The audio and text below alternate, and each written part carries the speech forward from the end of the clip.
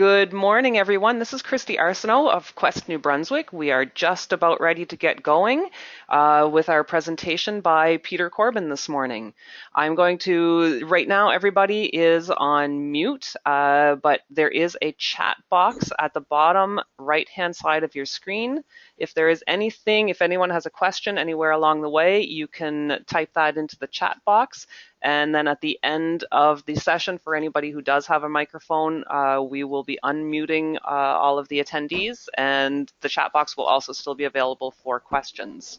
So before we get into the presentation by Peter, like I said, I'll be giving a quick overview of who is Quest. So I'm just going to share my screen.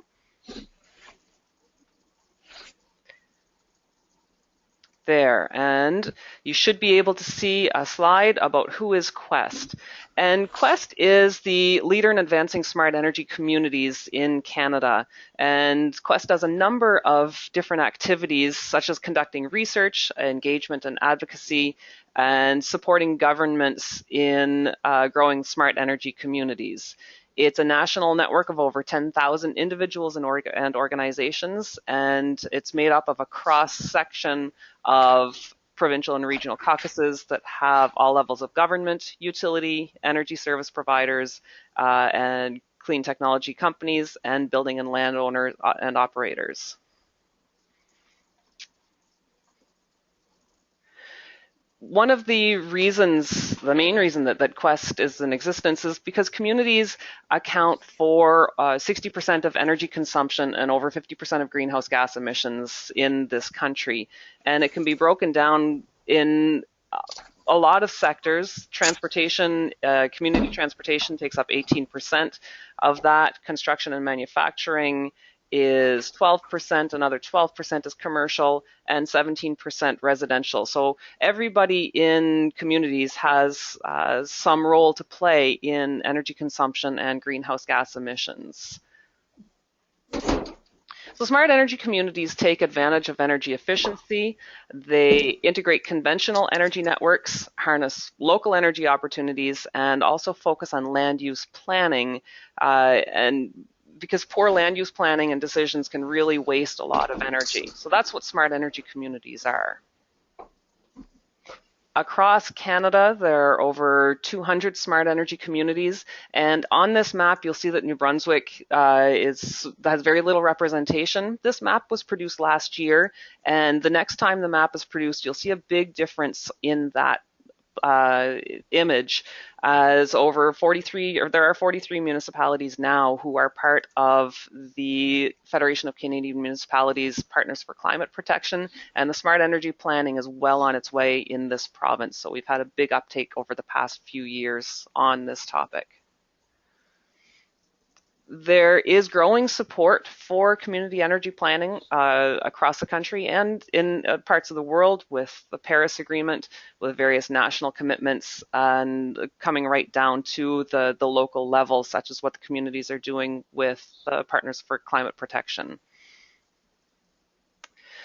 With Quest in New Brunswick, we have a provincial caucus of volunteers from different sectors, and the caucus has been active with producing a primer that is bilingual on community energy planning, hosting a series of workshops this fall, which have wrapped up for this season, with tabletop exercises, webinars such as this, and reports and commentary on smart energy planning activities. So I'm just going to flip through the next few slides fairly quickly. There are a lot of challenges that communities face with implementing community energy plans, with political staff and stakeholder engagement. Capacity is a large one, particularly for smaller communities, and then embedding the energy concept into our local government plans and processes.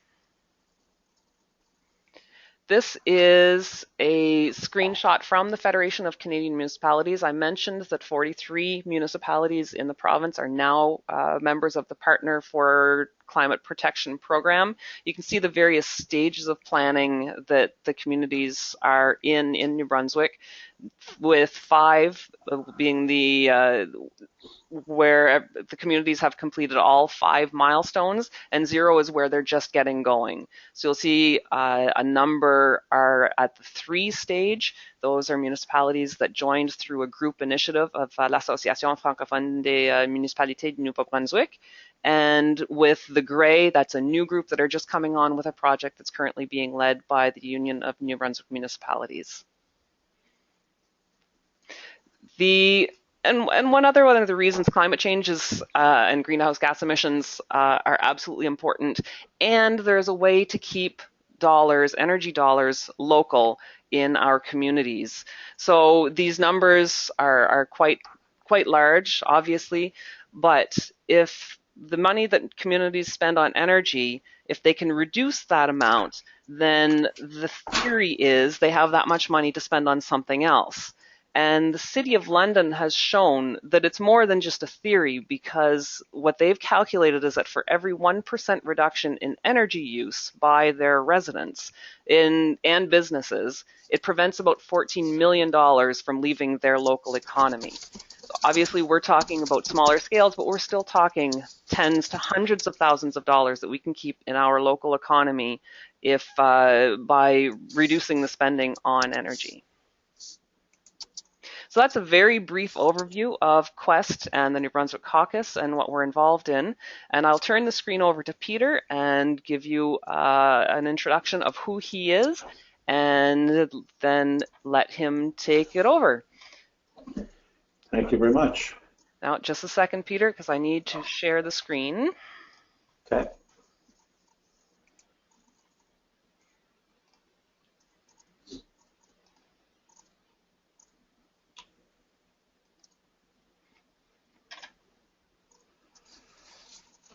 Okay, and we're just waiting for, as we're waiting for Peter to accept the sharing, a little bit about him. Peter began helping Canadian businesses and homeowners save energy and reduce their environmental footprint in the early 1990s. His past activities include launching the first employee energy awareness program in Ontario in 1992 for his employer at the time, Woodbridge Foam Corporation. He was the environment director for the Canadian Automotive Parts Manufacturers Association in Toronto from 1996 to 2000. Peter was a founding board member of the Climate Reality Project Canada, a member of the global nonprofit organization launched by Al Gore in 2006 to train people around the world to present a live version of the slideshow featured in the movie An Inconvenient Truth. Peter is a co-founder of Green Nexus, developers of sustainability-focused web-based programs like the award-winning Cisco Systems and CBC 1 Million Acts of Green campaign. Now, just before I go on with the rest of the bio, I'm just going to check in with Peter. I'm not seeing your screen right now. Did you get an invitation? Can you see the invitation? I am looking for it. I see I've got presenter showing on beside my name, but I don't see an invitation for it. Okay, let me just try this again. Sorry about that. That's all right. Oh, there we go. When ready, show my screen. Got it. All right. So carrying on with Green Nexus, received multiple awards, including the 2009 Kira Award for Most Promising Startup and 2011 Award for Technology Advancement and Innovation for their Green Employee Sustainability Platform. Peter is now the Chief Operating Officer of NAVECOPOWER, a Fredericton-based startup focused on developing community-owned renewable energy and energy efficiency projects in New Brunswick by leveraging the recently announced Community Economic Development Corporation model. He was awarded the Canadian National Clean Air Day Award in 2007 for excellence in efficiency outreach. He is also the co-author of Cool Comforts, Bargaining for Our Survival, which has over 15,000 copies in circulation. Peter graduated from the University of New Brunswick in 1987 with a degree in mechanical engineering. He currently lives with his family in Fredericton, New Brunswick. So Peter, that is I'm going to turn things over to you and to everyone else on the line. As I said, if you've got questions, type them in, and then at the end of Peter's presentation, we'll unmute the mics. Thank you very much. I assume you can hear me okay? I can hear you just fine. Okay. Can you see my screen? Yes, I can. Okay. Are you seeing the entire screen filled up, or the back end of the PowerPoint? No, I'm seeing it properly. I'm seeing the PowerPoint. Excellent. Okay, thank you very much. So thank you very much for this, and look forward to taking probably 35 to 40 minutes as my guest to go through this presentation. And I thought that you know, it's nearing Christmas, and we all like to have fun. I thought I would have a little bit of fun with this presentation and do some sort of future casting about what a smart town or smart community might look like in, say, 10 or 12 years. So I started with a little bit of a blurb here. This is actually part of the explanation of the presentation. And I'm looking at the context of current state and future state. So whenever you have change, something, you have a current state and a future state. And with a continuous improvement, or going from current to future, the current state becomes the future state becomes the current state on the cycle. So it's not like you're going to go from the year 2017 to the year 2030 and just flip a switch and have everything happen. Every year or two, your new future state becomes your current state for the next series of changes. So really what I'm going to try to do here is to look at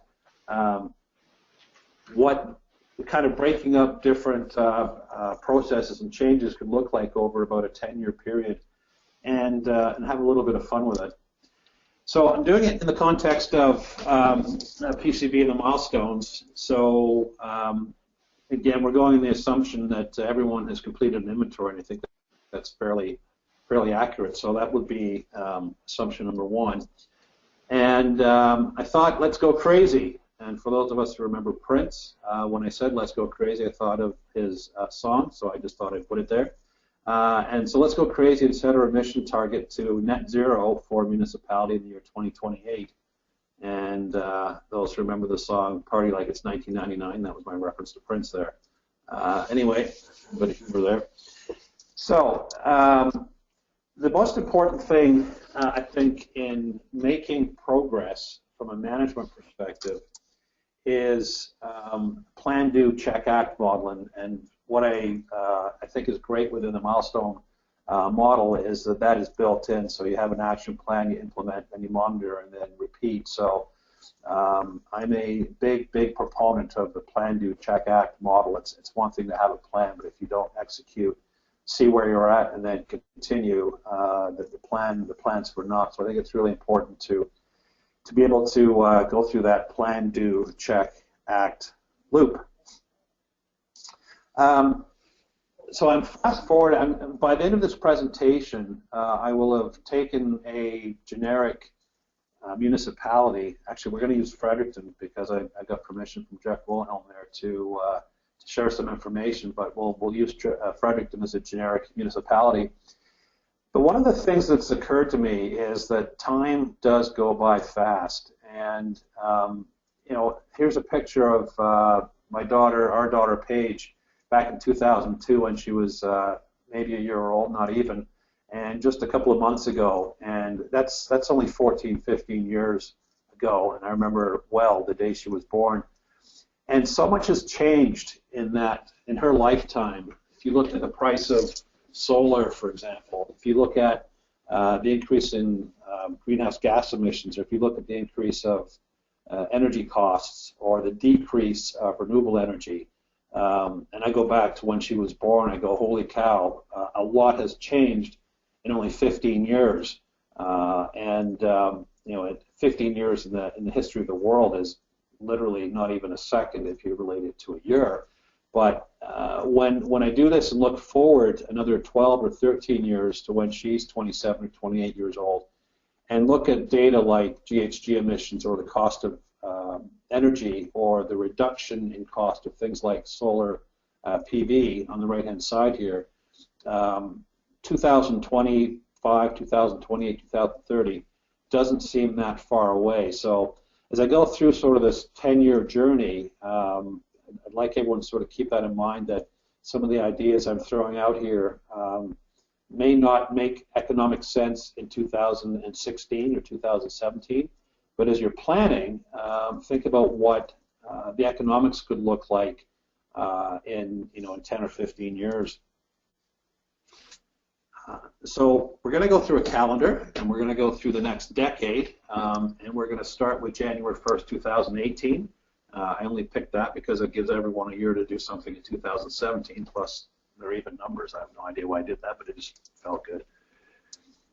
So I've received permission from Jeff Wilhelm, he's the energy manager for the city of Fredericton, to use data from 3 buildings in this city, and buildings that are typical in any community, regardless of the size. Virtually every community in New Brunswick, or Canada for that matter, has an arena. Virtually every community should or does have a fire station, and certainly has a city hall or town hall of some sort. The city of Fredericton, the LBR Lady Beaverbrook Arena, has about a $120,000 annual energy bill, just sort of a benchmark, and that's plus or minus a few $1,000s. I'm using round numbers here. York Street Fire Station, it's a good-sized fire station, about $40,000 per year. And City Hall, about $100,000 per year. And again, I just want to emphasize that those numbers are approximate, and you're going to be seeing some logos in a few minutes too. And I just want everyone to be clear that those logos of companies, New Brunswick-based companies, do not imply an endorsement from the city of Fredericton. So I let Jeff know that I'll be communicating. I just wanted to have a real case study here, real buildings as opposed to something nebulous. These rings on the side represent roughly a 20% drop in GHG and sort of cost over a 2-year period, over about 10 or 12 years. So as we go through each of these scenarios, you'll see the rings drop from 6 rings down to 1 at the end of the presentation. And as each 2 years go by, you'll see down in the bottom right-hand corner, I put in, and again, these are approximations. They're not exact by any means. It's very difficult to predict costs or GHGs in 5 to 10 years. It's virtually impossible, but we all know we want to go in the right direction. So as I go through each one of the action items in each of these 2-year periods, you'll see the cost, hopefully, go down. The amount of self-generation in a community, we're speaking about keeping energy local, hopefully see that orange line go up, and the gray line represents overall a drop in greenhouse gas emissions. And again, keep in mind that these are somewhat generic, but I think that if you were to fast forward 10 years and come back and look at this presentation, I wouldn't mind betting we're probably off by maybe 15 or 20% in total in any community that follows this path. So there's the current state of 3 buildings in Fredericton, but again, this could be St. John, it could be Moncton, it could be Bathurst, it could be St. Stephen, it could be Evanston. So in a path perspective, with respect to improving your energy efficiency, which obviously has to come before renewables, because the less energy you're consuming, the less renewables you need to power your properties. Here is, my recommendation, and again, this is big picture, would be to really zoom in on monitoring building systems in the context of building recommissioning. So what is it that you have in your buildings today from an HVAC perspective or lighting, and how can those existing systems be improved from an efficiency perspective?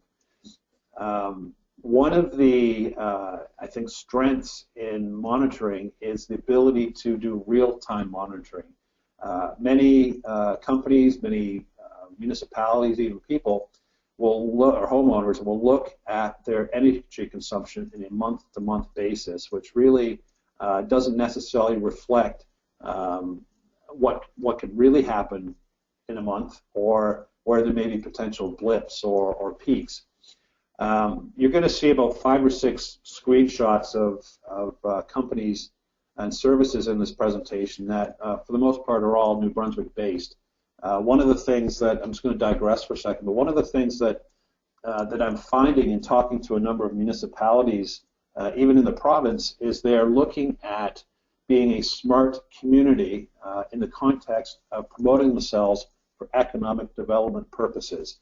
So come to municipality XYZ because we are a smart community. Come to our municipality because we have green energy.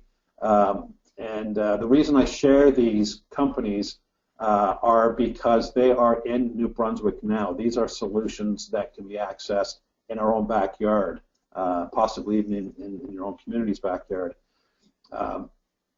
So in RT Tech's case, they're a company been around for a few years now out of Moncton, and they build some great software that enables the ability to monitor commercial and industrial facilities in real time with real-time data. And I've seen their product. They do great work and use modern technology. And when people talk about the smart grid, really the ability, especially in a large commercial and industrial environment, this would be the foundation for the smart grid, is the accessing of that data, what's going on at this second in time in 15-second chunks and not 30-day chunks. So in my experience and in their experience and a few others, just simply by zeroing in on the energy consumed in a facility and looking at it from a real-time perspective, you could probably target at least 20% savings just by getting a little bit aggressive with monitoring what's going on a real-time basis versus monthly. So in this particular case, again, using Fredericton as a generic example of a municipality, we could probably get the energy cost of an arena down, say, 20%. In this case, say $120,000 to $100,000. A large fire station over here in Fredericton from, say, 40 to 32, and City Hall from about $100,000 to $80,000. And we got the graph down here. So there's energy efficiency, and something that a generic municipality may have executed on during, say, 2017, 2018. And one of the other realities of life in Canada is likely we will see by 2018 a carbon levy of $10 per ton. So what that's going to do is going to help accelerate the adoption of A, energy efficiency, but B, renewables down the road. Now, we're not all going to go out and buy $10 million worth of solar panels tomorrow, but it's good that it's on the radar, and there may be little pilot projects here and there that can help sort of raise awareness in communities and get the ball rolling. So that carbon levy will be part of the process that helps accelerate that, and that's somewhat the intention. So our future state at the end of 2018 period will become our current state for 2020 coming up. But before I do that, at the end of each 2-year period, I'm just going to do a little shout out to some initiatives that are going on that I think that are really cool and municipalities could learn from each other.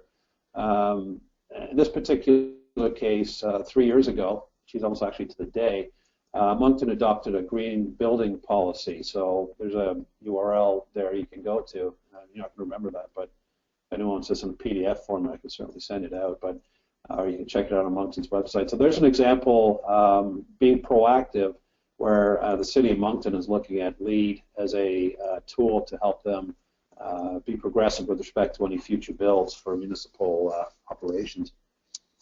So we're now going to jump to January 1st, 2020. So that's now only 3 years away, which is just remarkable. And our new current state on January 1st, 2020, our arena now has a $100,000 energy bill. Our fire station's now down to about $32,000, and our city hall's at about $80,000. And by then, the carbon levy will have increased to about $30 per ton. So that, again, will further increase energy costs and further incent doing more energy efficiency and implementing more renewable energy within any given municipality. So what action could be taken, say, 3 or 4 years from now? We all hear about smart grid, smart technology, smart cities. Really what that amounts to is digitizing or using digital or bits and bytes to help us improve energy efficiency. And down the road, you're going to see lights, lighting fixtures, HVAC systems, all having IP addresses. In fact, you can go to Best Buy now and go buy a light bulb with an IP address. But what will happen, I think that we'll see a much greater adoption of those technologies in the next, say, 2 to 5 years, where, for example, smart lighting systems, building management systems, improved efficiency in HVAC systems, smart systems within buildings where the system knows what's going on with the occupants, so you're not relying on human interaction to turn lights on and off. You're going to have HVAC systems that perhaps are controlling smaller zones in buildings. So let's say you've got a 10,000 square foot building and you only need 1,000 square feet after hours. Why are you doing anything with the other 9,000 square feet? So there's a lot of smart technologies out there now that can allow you to become much more efficient in a building. This company, PMC Energy Performance, they're based out of Moncton. They have done a lot of work in this space already. Again, just another example of a local company here in New Brunswick that are doing some really cool work. Those of you in Fredericton or driven around Fredericton would be familiar with this building. This was actually an award-winning project the PMC did for the HSBC building. Saved them a bucket load of money. So monitoring was in place, got a foundation, and then they're going in and actually basically completely recommissioning and putting in new control systems and HVAC for that building. They've done a lot of work in New Brunswick in this space as well. So you'll see now in the bottom right-hand corner, we've now dropped our theoretical energy cost down by about 40%. Essentially, our greenhouse gas emissions have dropped roughly the same amount because our grid may change a little bit in that period of time. We'll probably get 2 or 3 percentage points from NAVECOPOWER with respect to greenhouse gas emissions per kilowatt hour generated. So that's why you see the gray line going a little below the blue line by 2022, 2024 range. So our new future state is by 2024 range, we dropped our cost of those 3 buildings, and our carbon levy now in 2024 is now at $50 per ton. So we've got even further incentive to become much more energy efficient because costs are going up, and much more incentive to explore non-fossil fuel based energy.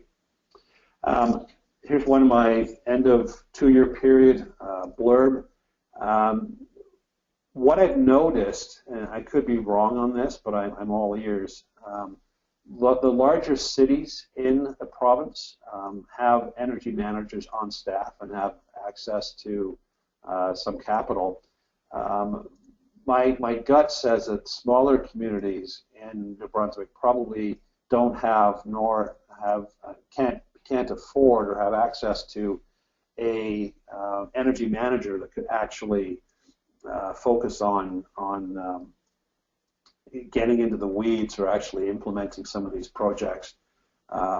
So one of the things I'm throwing out there just for fun and just to kind of slight disruptor is I think one of the things that could be really cool is looking at shared services of energy managers.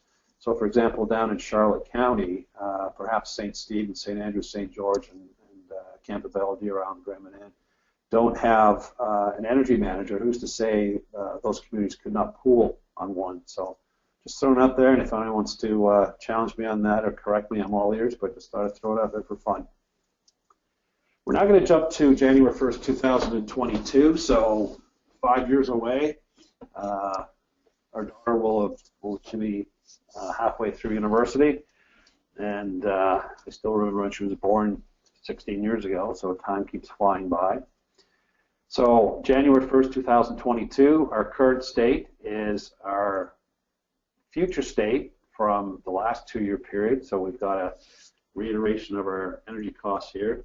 The carbon levy is now at $50 a ton, and probably none of us know, and none of us can predict the future with great certainty, but there's probably a good chance that time of use billing will be in New Brunswick, which is in place in a lot of other jurisdictions right now where the cost of electricity varies depending on demand. So, for example, jurisdictions like Ontario where demand is high, or even like here where demand is high in the morning and when we all come home at night, energy storage will become something that's much more ubiquitous with respect to shifting. You see that now with NB Power reducing shift demand. So where NB Power now peaks sort of from 6 to 8 a.m. and 5 to 7 or 8 p.m., especially in the winter and the late January, if they can shift a few hundred megawatts to the middle of the night, that's a good thing. So I suspect that time of use billing may be in place by then. Who's to say? I could be right or wrong, but that's just a gut feel at this point in time. So I would think that within 8 or 9 years, sooner in many cases, but I think you'll start seeing in municipalities many more electric vehicle charging stations, because we should have many more electric vehicles today by then. In fact, some countries in Europe now are actually legislating that EVs, or electric vehicles, are the only type of vehicle to be sold in that country by 2025. So I think we're going to see a lot more EVs here. Teslas, Nissan Leafs, name it. So I think we'll see more EV, and they can be used for storing energy and charging as well. So imagine going to work in the morning, parking behind City Hall, and that electric vehicle charging station you're charging your Nissan Leaf in can actually be used to feed the grid as well as store. So it could be a two-way street there. There's a great company here in Fredericton that I think deserves a lot more recognition than they get, called Thermaray, that they develop, sell, and manufacture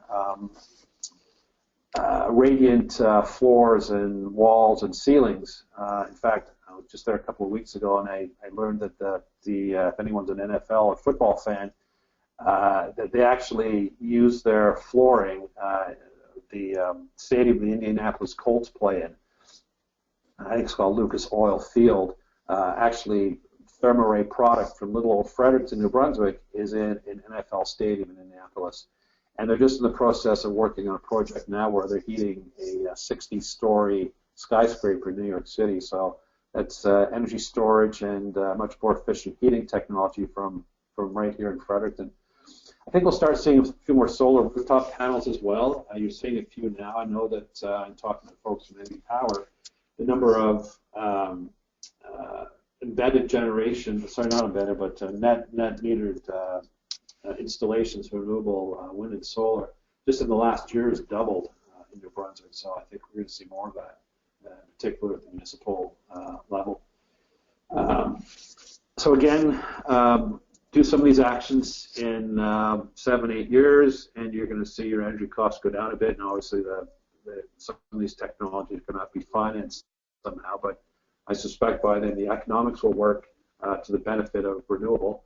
So greenhouse gases will come down. We're starting to see a little bit of renewable energy hitting, whether it's through energy storage or rooftop panels. So now we're going to move on to 2028. So here's the future state. We're saving a bit more money. We're charging our electric cars. These rings are dropping because we've done more work, so our GHGs are going down. And a carbon levy may still be at $50 per ton. Who's to say it may or may not be more at the time. Here's something of interest. I recently attended a fantastic conference in Miramichi, a local prosperity conference, and there was a section on a breakout section on energy and climate change. And actually, Eddie Oldfield with Quest was one of the presenters, and one of his co-presenters was from the town of Bridgewater, Nova Scotia. And I encourage you all to go to their website and check out what Bridgewater is doing. The municipality, as well as Digby and Shelburne and Lunenburg, are doing some really cool work. One of the things they're doing, and again, this is just an aside for a second, but they've adopted this property assessed clean energy or PACE financing, which allows homeowners to install clean energy upgrades such as insulation and such and actually the municipality acts as the financer based on the property and not the individual in the property. So it's an interesting model. I don't want to get into details on it now, but it's something that I think is worthy of taking a look at because they're doing some really cool stuff there. We're now going to fast forward to January 1st, 2024, so now 7 years out. And our current state now is our past future states. We're going to make some more changes. Carbon levy still could be $50 plus. Electricity rates are steadily increasing, and especially relative to solar.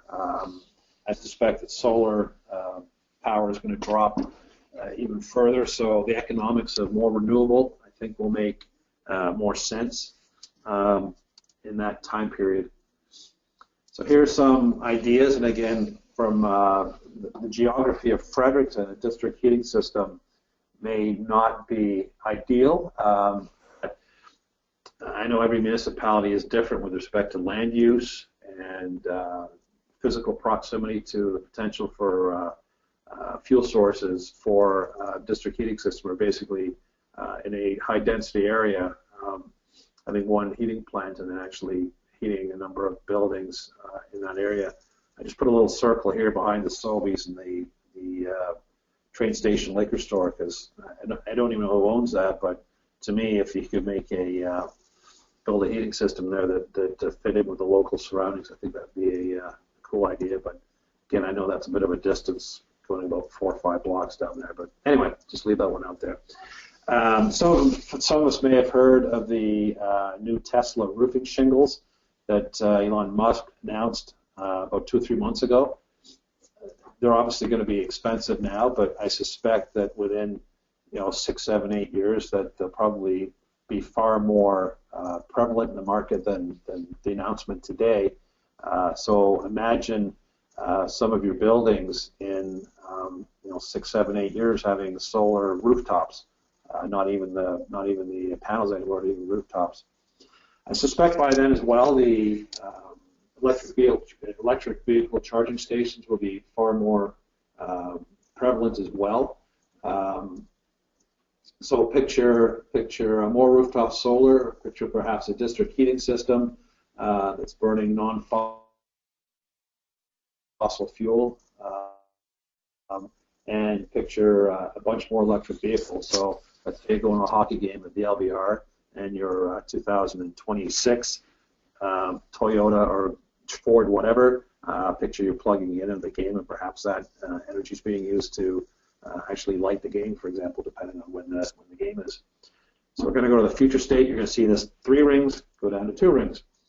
So now we've dropped our energy cost even further, and we are also now potentially generating all of our heat for, say, City Hall locally. So where we talked earlier about keeping energy local, if you were to do the math, perhaps you're starting to keep a few $100,000s worth of that energy local, not just for the city proper, but perhaps some of the businesses and buildings in the downtown area. So that's where you see your costs going down, hopefully. Your greenhouse gas is now dropping further quicker than your cost because of that delta with the self-generation going up. Now I'm going to fast forward to January 1st, 2026, or 9 years from now. So we're now only got 2 rings of emissions here instead of 6. We've got our lower costs, and I mean, no one can predict what the world will look like in 10 years. I think most people have a hard time doing that in this time next year. But we don't know what the cost of carbon will be. We don't know what the cost of solar will be, other than we can probably reasonably predict that renewables will be far more economic than fossil fuels in the year 2028. So here are some just out there stuff. I didn't get more specific with this because I think it's difficult to predict what's going to happen either 9 or 10 years from now. But I suspect we're going to see things like these 2 pictures happening in many of our communities. This is actually a photograph from Los Angeles, where you're going to see, I think, more, it makes sense to turn parking lots into solar farms. I'm sure most of us have seen these types of construction now in and around North America and Europe. And also solar roads. Some of you may have seen this now, but in some of the countries in Europe, they're starting to put in these solar paths where, bike lanes, the actual pavement itself, it's actually a solar panel. So imagine you're driving your electric Nissan Leaf to the hockey game that's powered by solar panels on the roof, and you're driving on a solar-powered street. So that's a few years down the road, but that's kind of a cool what if. So with that, you've got a new future state. These numbers may not take inflation into account, but hopefully the costs have come down considerably because you've done a lot with energy efficiency. You're generating your own electricity now and also heat. So when we talk about net zero, perhaps in this particular case, you're actually improved on net zero. So perhaps the municipality by then is generating enough power or energy to actually feed some of the community members, whether it's businesses in downtown areas, perhaps even residential. So that's a ways out, but you see your GHG is dropping considerably for the municipality, costs going down, and self-generation starting to climb over about an 8 or 10 year period. Some of you may be aware of this. I'm just putting this out as a shout out for your collective information. The ACOA announced about 6 or 8 weeks ago funding for clean technology initiative that closes on March 31st, and they've earmarked $20 million. I suspect that something similar may come out in the next fiscal year, but down here I thought it was interesting. The objectives of the Clean Tech Initiative are, I'm just going to read them quickly here, to encourage Atlantic Canadian businesses, communities, and nonprofit organizations to access ACOA programs to develop clean tech products, services, or processes, help companies adapt and adopt to clean tech to make the processes more efficient, to help communities and nonprofit organizations become more eco-friendly through the adoption or adaptation of clean tech in community facilities, to help nonprofits such as institutions of higher learning do R&D, promote clean growth as a way to grow the economy in Canada, diversify the region's economy. We are working on some projects, some submissions on that now, but I just thought I would leave that with you because it's something that may be of value to some of your municipalities with respect to potential for funding for putting together demo projects or some potential projects around renewable energy or energy efficiency, just to get the ball rolling in some of your public places like the town halls or arenas, for example. Just leave that one with you. So here we are. We've gone over roughly a 10, 12-year period as just a quick summary. Over the next couple of years, a real focus on monitoring and recommissioning and using smart grid, smart technology to really zero in on monitoring at the 15-second, 1-minute chunk to see what's really going on in a building and where you actually need energy or not need it at any given point in time. Then you're moving along to smart lighting and HVAC, recommissions, but also updates. Perhaps some of your equipment's not as efficient as it could be, but at least now you've got your overall consumption down by really getting down to what you need. 7, 8 years from now, 6 years from now, you're going to see a lot more, I believe, uptake in solar, electric vehicle charging, and other energy storage technologies. District heating, I know, is very much on the radar of a number of communities. I suspect that that takes a while to get going. I think that where communities can show some early wins with renewable and smart technology can help promote this type of approach in communities, not only from an environmental and energy cost perspective, but also from a potential economic development perspective as well. And then up into 2028, 2030, which by then. Hopefully, I'm retired by about the year 2030. I suspect that we're going to see some technologies today that we don't even know exist yet. Who would have predicted 10 years ago some of the stuff we're seeing today? So that is a theoretical journey through a decade and a half of how a municipality may go from where they are today, current state, to a future state of much more self-reliance, resiliency, and perhaps even making money moving electrons to the community. And my final slide is January 1st, 2028. Congratulations, you are now a net zero community. On that note, that is the end of that presentation. Thank you very much. Well, thank you very much, Peter. That was really interesting. And just as I'm opening up the lines for questions, just a reminder to everyone, there is a chat box on the lower right-hand side of your screen. And also, if you have a speaker or a microphone, you should be able to ask questions in just a minute as we're unmuting. So as I'm doing that, there was one of your comments in the presentation, Peter, that you mentioned about municipal shared energy managers. And as a former CAO in New Brunswick, I don't remember hearing about that. So it's an interesting concept because municipalities certainly share other things, particularly in economic development. A lot of in the smaller municipalities, you're hearing more and more about that. But the shared energy manager is one that I haven't heard as much about. So thank you for putting that out there. No problem. Like I said, I'm not sure that is of that model in other communities, but I'm just throwing it out there as something to think about from a potential to get stuff done. That's all. Just throwing it out there. Okay, great. So the lines are all now open. Are there any questions for Peter? I never had to share my cake on my birthday. I never shared my cake on my birthday. It was special. I can hear someone chatting in the background. Is there any specific question for Peter? Also looking at the chat box. Not seeing anything there either.